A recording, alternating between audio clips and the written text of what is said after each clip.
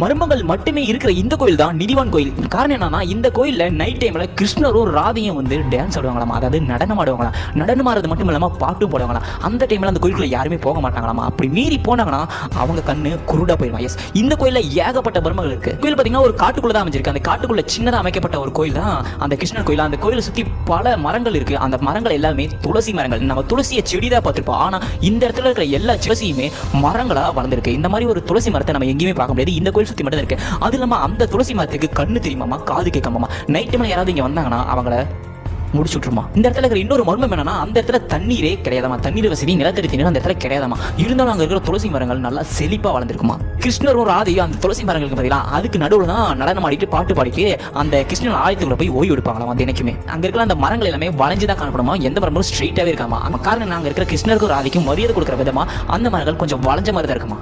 கோயில்ல ஈவினிங் டைம்ல புடவையும்